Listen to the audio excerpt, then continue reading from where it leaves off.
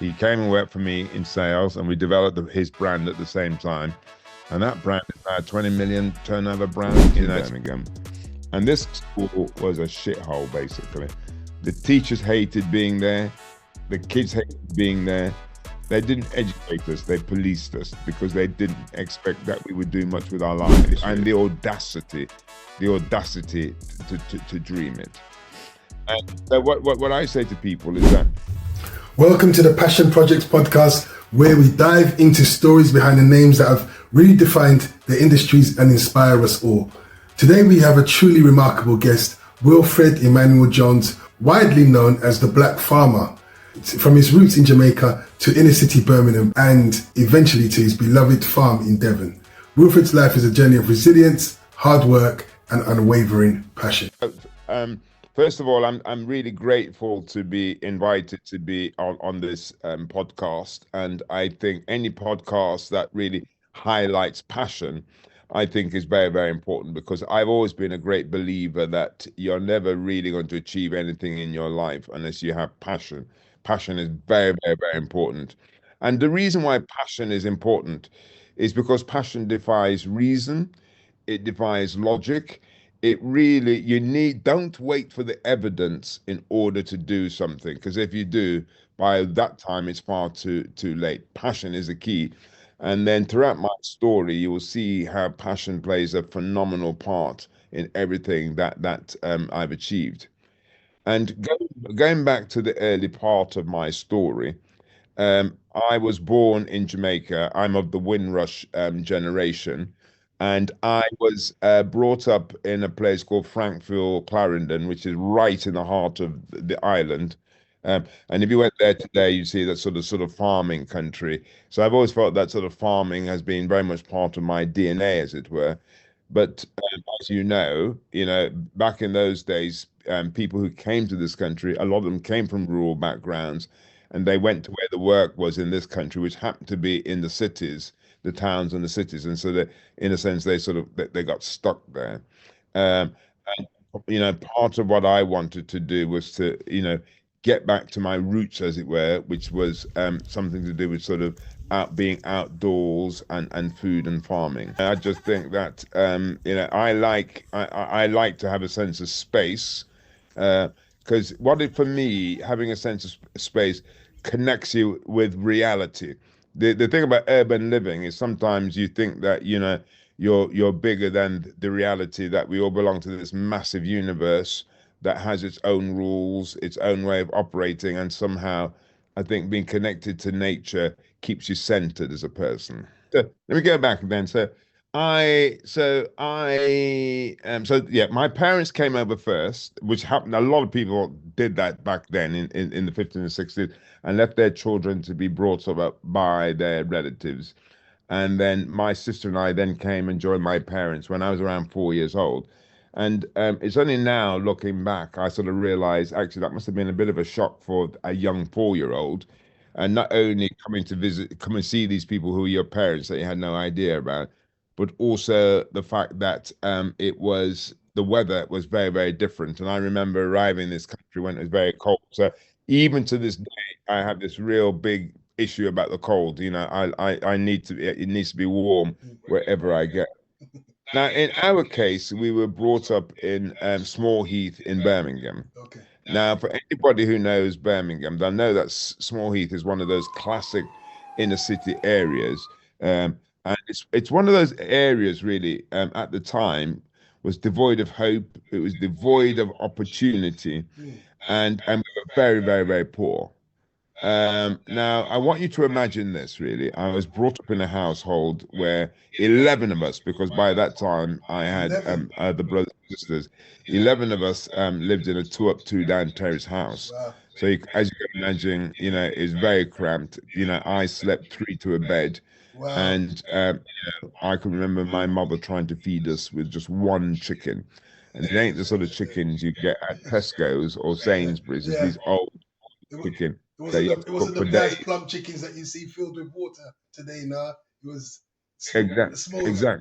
small chicken. But but the chickens that my mum used to buy was the cheap chickens, which the old hens that you couldn't just put in the oven and roast them. You had to pot roast them, which meant you had to cook them Wow. for days and days and days in Yeah. order to get them sort of tender. And So, one of my big fetishes to this date is chicken bones because we were so hungry and poor. I spent all my time trying to get every bit of nutrient out of the bones, basically. So now, because we were so poor, my father had an allotment, and it was my job as the oldest boy to look after this allotment. And I actually loved being in this environment. I loved the fact that actually, you could just be amongst nature, yeah. and it was something I absolutely loved. And the thing that I will always remember is that at the age of 11 years old, I made myself a promise that one day I would own my own farm. At such a And young I didn't know I didn't know I was going to do it. And everything I subsequently did in my life was to try and get into a position to buy this farm. Excellent. At such a young age, you had the vision. Yeah. It's great, because a lot of us haven't used our foresight. Before you became the blackfarmer, you had a successful career on TV, didn't you? Oh yeah. So before I get to that, then, so I think this podcast is called the Passion the Passion Project. Yeah. So there's an 11-year-old boy who basically all he has is this dream to one day change his life. Now, if we were in America, people really understand the idea that you could be anything you want to be if you have the courage to be and the audacity to dream To it. dream, yeah. And so what I say to people is that you've got to have the audacity to have the dream in the first place, lodge it in the back of your mind, and then everything that you subsequently do with your life will then enable you to achieve that dream. And I will tell you how I did it. Yeah. But it all starts from having the courage and the audacity to say, this is what I want. Now, I went to, in those days, they used to be called secondary moderns. I went to the local secondary modern school in Birmingham. Okay. And this school was a shithole, basically. The teachers hated being there. Yeah. The kids hated being there. Yeah. They didn't educate us. They policed us because they didn't expect that we would do much with our lives. There's nothing worse than being in an environment where people don't really expect much of you, and that they don't think you're going to achieve much in your life. And to make things worse is that I'm dyslexic. And in those days, people had absolutely no understanding of dyslexia. And so I left school at the age of 16, and I could hardly read and write.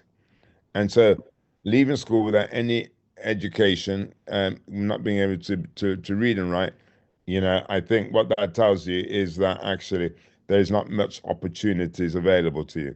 So because I wanted to get away from home, because 11 people in a small house is not very comfortable. No. There wasn't many options available to me, so I decided to join the army. Oh, really? Now, in those days, if you were black, and a black guy, and you were mouthy, quite difficult, there's one or two things that was going to happen to you. Yeah. You were either going to buckle down, shut up, and do as you're told, or you're going to get your head kicked in. And you can imagine what happened to me, basically. Well, being mouthy, being mouthy is one thing. Being black and mouthy, oh boy. they ain't gonna Back in, that what sort of we shit. talking what we talking, like what, 60s, 70s, yeah. 70s, yeah. 60s, 70s, yeah. Yeah. So Wow. I got kicked out of the army. I was only in there for about I was only in the army for about 6 or 8 months, and they kicked me out of the army. Yeah. So the only qualification that I have to my name is a dishonorable discharge from the army. But you see, the thing is, I'm an 18-year-old boy without any qualifications, have no home, been kicked out of the army, without much prospects. And then, everything that people would imagine would be happening to people like me from my background, I seem to be on that course. But what was really interesting in those days, if you were a failure at everything, if you're on society's dustbin heap, what they said, actually, why don't you go into catering? Okay. Because, at least be able to wash dishes or something like that. Right, of So I course, went yeah. to local catering. I went to a local catering college in Birmingham, and luckily I absolutely loved it. I loved working in the kitchen, and I Was, wasn't working in anywhere glamorous, was and it you was the day. Huh? was you cooking or just in the kitchen? Yeah. So I started working in burger joints and things like that. So Right, I was right. cooking, but it wasn't a glamorous place. And I did that for a number of years, and it paid my rent, Good. and that was it. But this is another really important part of my story. That dream that I had to one day own my own farm, I knew that was never going to happen. Flipping burgers for a living. I Sure. would have to make a big change in order to achieve my dreams. And at that time, there used to be a very famous program on the BBC called 40 Minutes. They used to make social documentaries. Right. I can remember saying to all of my family and friends, you know what? I'm going to go and apply to the BBC to become a producer director to make programs.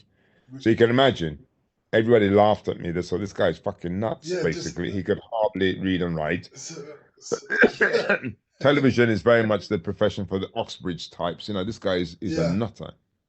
So But just out of what inspired you? Just had a thought one day. You just thought I like just this. had a thought one day. Just had a thought one day. And Mm, this is the important thing that I want to say here is this. Now, I've always lived my life on this sort of philosophy. Every successful person you will ever meet, they're successful because they've got two things. mm, It's not about their education. It's not about their gender. It's not about their background. It's not about the color of their skin. Any successful person that you'll ever meet, they're successful because of two things. sure. First thing is that they need to be ruthlessly focused. And what I mean by that is that they're able to get rid of the white noise of living. Most people's lives, 95% of most people's lives is full of shite, Yeah. full of things that don't really matter. And unfortunately, the only time that people realize that is when they've had a serious illness Yeah. or when they're on death's door. They suddenly could appreciate that a lot of the stuff they worry about, they're concerned about, don't really matter. Yeah. That life is, if you could get it focused, you could focus on the things that matters to you. So the first thing is to be ruthlessly focused. But the second thing, and this comes back to what we were talking about earlier, Yeah. is that you have to have passion. Sure. And the reason why passion is important is because passion defies logic, it defies reason, it doesn't make sense. It helps you get over all of the hurdles that will be thrown at you. Absolutely. Passion is more important than anything. Yeah. Now, a lot of people still get confused when I talk about passion. And I says, look, have you ever seen somebody when they're in love? People do crazy fucking things when they're in love. They do things, you stand back and say, boy, that doesn't make sense, but they're so driven. But it tells you that we all have the capacity to be driven by passion, rather than necessarily being driven in terms of our relationships. It should be also for our personal purpose. One of the key things in life is to find out what is your personal purpose and to go for that purpose with passion. Absolutely. So there's me deciding I want to be a producer, director in BBC, knowing that you need focus and passion. And so what I did, I did all the classic stuff that people do. I wrote to hundreds and hundreds of producer directors. Not one of them would reply to me. I then tried ringing them. Not one of them would take my calls.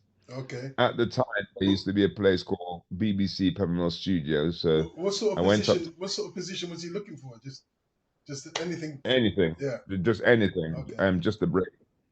And so I went up to the security guards who were manning the barriers at Peppermill Studios. Yeah. And they have these wooden huts they have to get in and out of to open the barriers. Yeah. And they hated doing that. So I asked them whether I could do that. Okay. And so I did that for months for free. I didn't get paid, just basically in the cold, opening barriers, letting people in and out of the buildings. Yeah.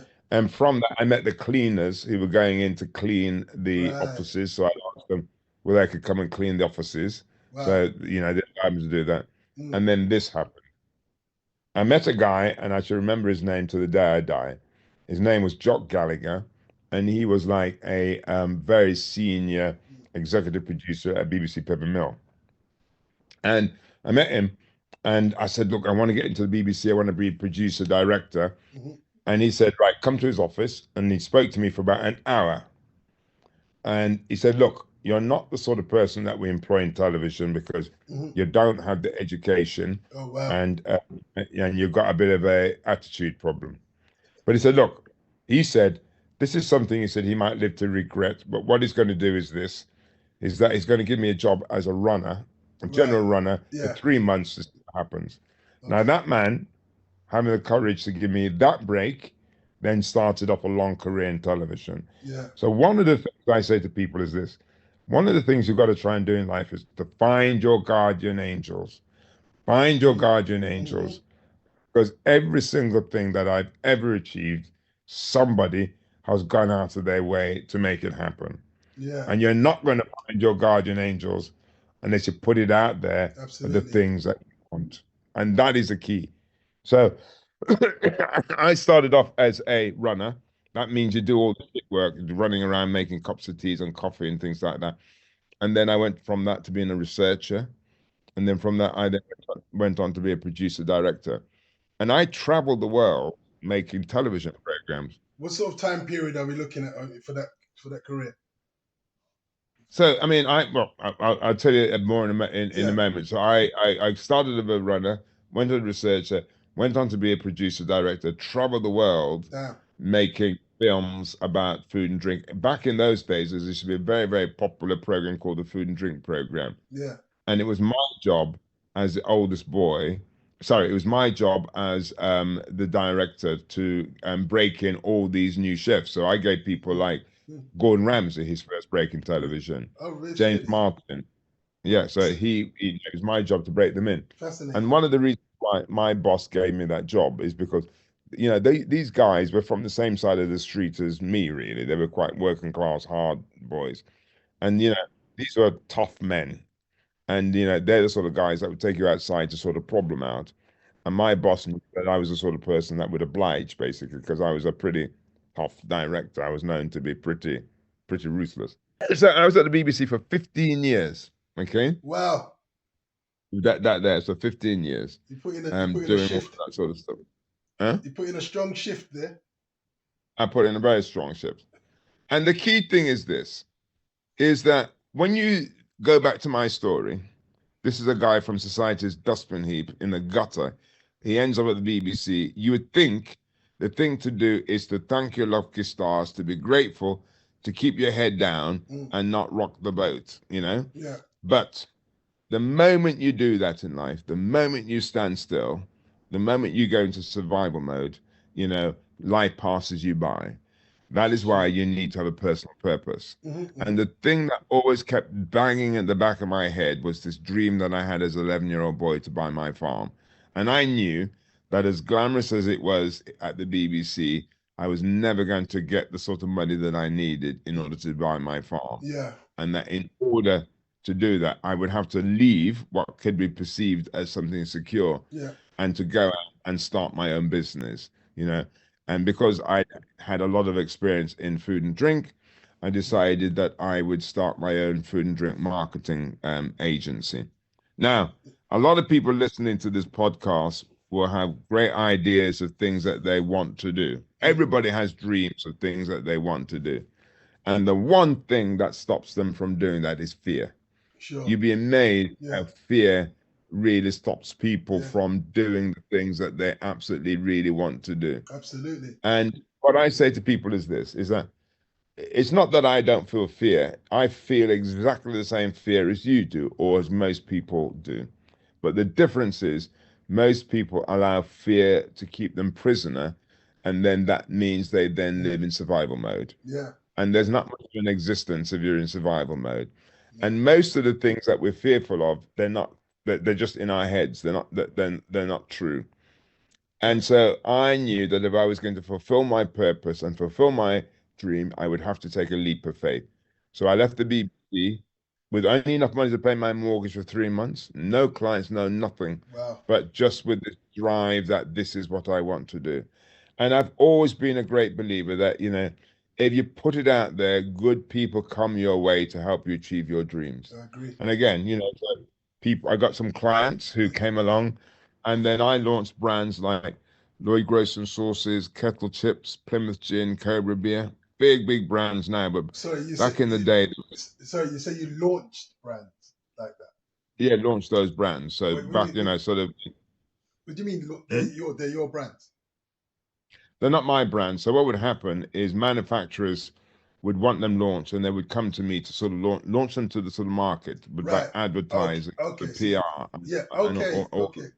all that sort of stuff. And at the time, they were they were unknown brands. People didn't know them, so launching them to the market to get people to become aware of them. And I ran that business for another 15 years, and then that gave me the money to buy my farm. So part of the story is that in order to achieve your dreams, you need to dream early, because life is a marathon, it's not a sprint. And that all you have to do is to last the course. You've just got to keep persisting, keep sort of moving. So, from 11 years old until I was into my 40s is when I then actually managed to achieve that dream. But the thing that I focused on was that dream and that sort of purpose, and that's how I got in a position to buy my farm. Powerful statement. Powerful statement. So if you've achieved success in various fields, how do you balance your professional ambitions with your personal life and family time? Well, you see, to be successful in life, it doesn't involve balance. Balance is all for normal people. What I say to people is that if you are concerned about well-being and stress, that's telling you a very important lesson. And the lesson it's telling you is that you're not doing the things that you love. When you do the things that you love, it isn't stressful. You don't need balance, because actually waking up every morning, thinking about it, it's always on your mind. And it's back to what I was saying about people who focus, like an athlete, an athlete or a marathon runner, they can't do that. They can't go through the training. They can't do all the work unless they love it. And so if you're truly passionate about something, there's no balance. Sure. So no, I don't have balance, because everybody knows that the most important thing in my life is my business, it's my brand, and everything else comes second. Yeah. About that's it's like, doing all of that. It's like you've got a laser focus. It's like you've had that since young, since a little boy, since 11. So you've got insight, and he seems to have foresight as well, which is very unusual, very rare in a lot of people. As well as now you can look back in hindsight, and can you say to yourself, you've done many of the right decisions. You've made many of the right decisions. Are you happy, or do you think there's anything that you may look back and say, oh, what, I might have changed that? Yeah, but again, life is not about making the right decisions. Actually, life is about making mistakes. And the biggest problem that most people have is they think their job or their life is not to make any mistakes. The only way that you know that you're growing and learning is by the number of mistakes that you make. And that actually you should celebrate your mistakes, because mistakes is a demonstration that you are alive. And I say to people, if you look back at your life in the last 3 to 6 months and you cannot point to a number of mistakes that you're making, there's a powerful message that's been sent, and that message is that you're not living, you're surviving. So a lot of people don't have that tenacity, and you have to keep going. It's just a must. I think that's the only way that you should look at life. But then, as a father, how many children do you have at the moment? I've got 3 children. Okay, so as a father, what do you pass on in terms of your knowledge and your values into your children that you think would help them moving on and progressing in life. Well, what I think is this, is that a lot of people think that the best thing for children is education and love, but actually it isn't. Because you see somebody like me that is uneducated, and you look at why is it that I've managed to make a success of my life. And the key thing that you could give your children is confidence in self. Sure. And the reason why confidence in self is important is that most people are terrified of uncertainty. Sure. They make uncertainty keeps them a prisoner. But if you have confidence, you could say, I'm going to go forward and I don't know the answers. I don't know what lays ahead. I don't know what the answer is going to be. But to have the confidence, I have the confidence that whatever I come across, I will find the solution. That is the most important thing. It's not about getting people to know what to do when they come across a problem. It's to know that they'll have confidence to be able to find a solution. So confidence is what you need to give your children. Excellent. You mentioned your Jamaican heritage. How do you stay connected to your roots, and how does it influence your daily life?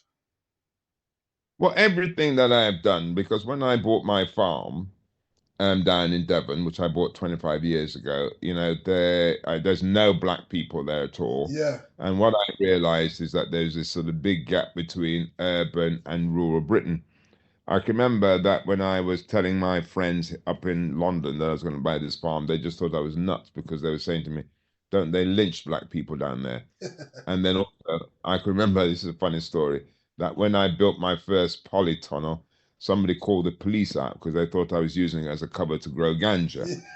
So, when you're trying to break the mold, it confuses people. Yeah.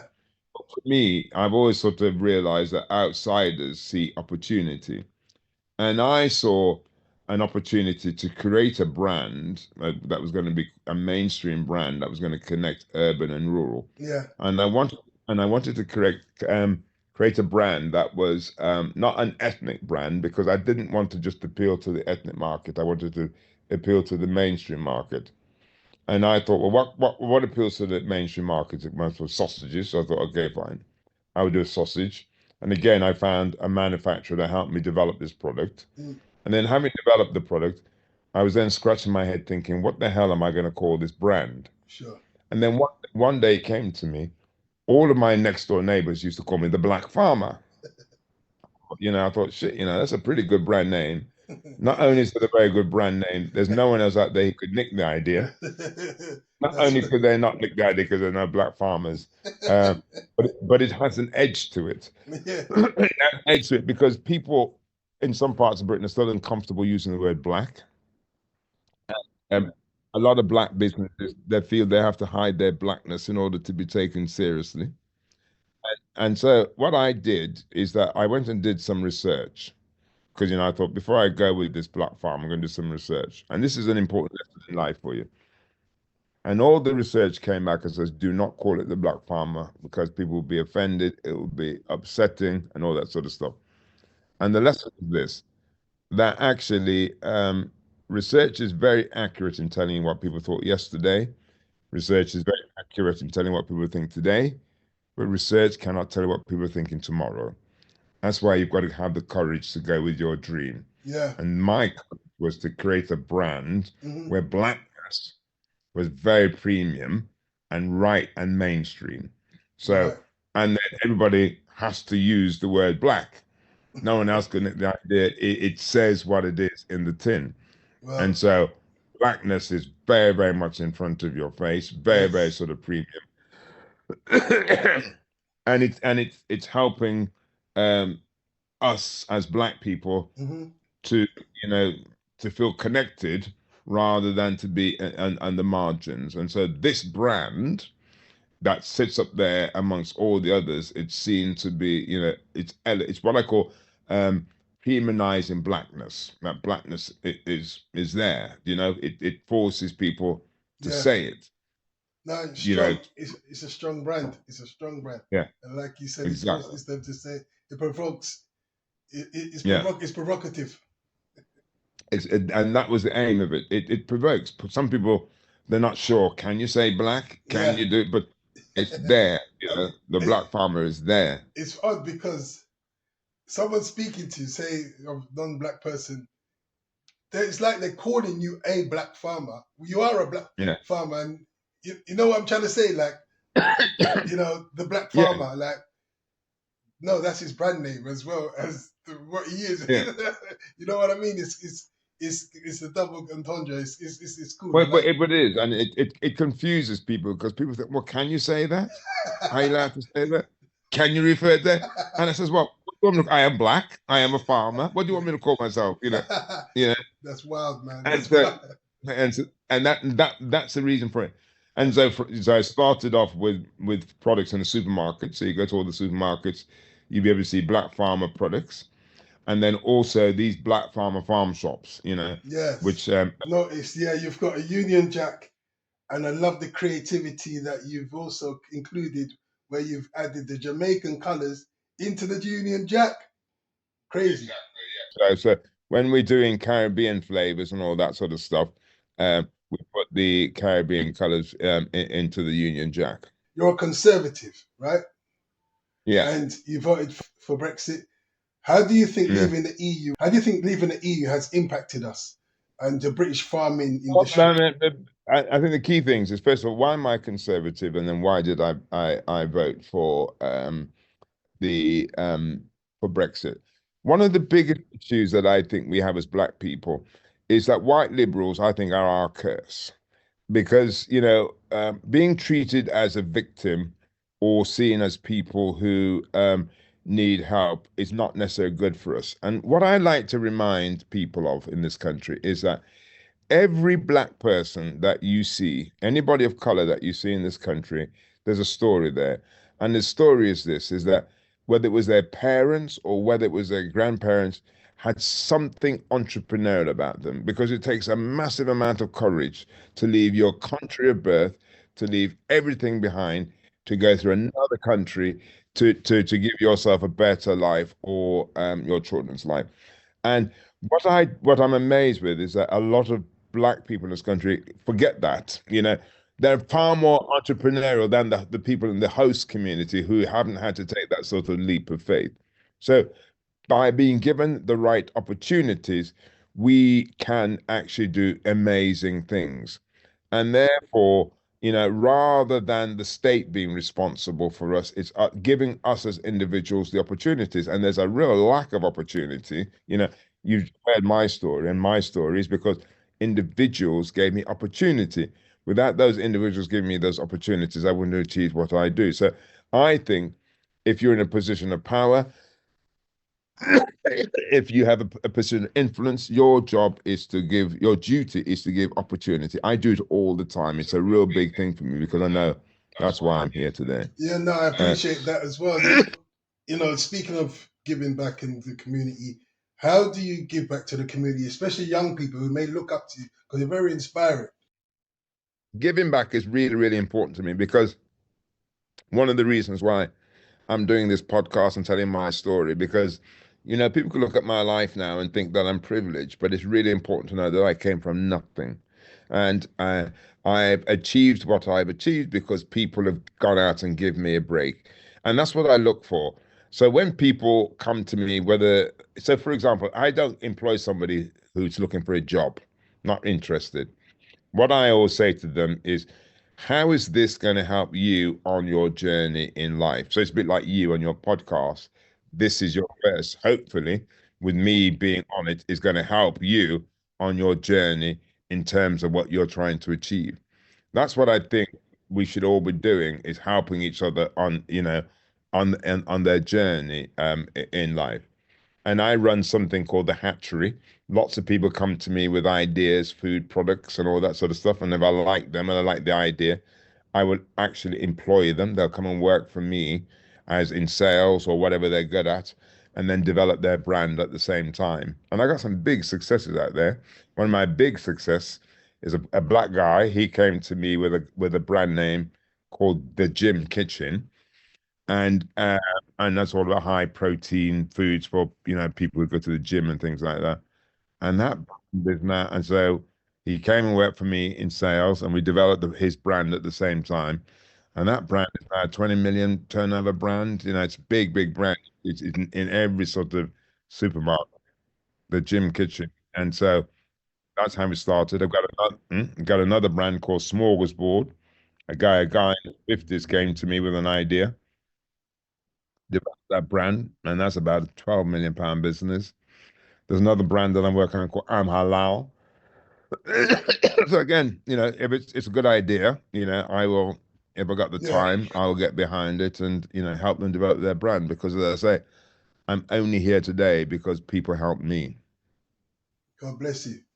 So looking forward 10 years, what's your vision for the black farmer, and how do you hope it will impact both food industry and society? Well, I'm 67. I was 67 yesterday. Happy belated. Means that I'll be, Happy belated. Yeah. So hopefully I was 77 then. And I will know that I've achieved what I want to achieve when I have a number of farm shops, blackfarmer farm shops throughout the country, at Heathrow Airport and Gatwick Airport, because that is then the launch pad for internationally. Can you imagine the blackfarmer farm shop at Heathrow and Gatwick Airport? And what I want to do is that sort of blackness then is just all around, that you just can't escape it. The store that you have in Brixton, it's not just, I want anyone to get the impression that this is just a normal store. This is like a black Selfridges, I think I've heard you describe it as. Exactly. This is premium brands, premium products. The decor is beautiful. The brand is beautiful. The layout is beautiful. And I want people to get down there. I don't like to compare anything, but if I was going to say anything, I'd say Whole Foods. I'd say Whole Foods. It's got that clean look, and I'm just inspired by the fact that you've done that. And Wilfred, and just one last thing, can you mention your book, Jeopardy? Oh yes, let me just come back and mention it. Yeah. So one of the things I say to people, look, if they want to sort of learn more about me, there's a book that I've written, and it's called Jeopardy: The Danger of Playing It Safe. And that tells you my life story, but also it gives people tips of the things that they may want to do to help them on their sort of journey in life. So it's a good Bible to help you through. Top man. Okay. God bless you, Wilfred. Thank you. Take care.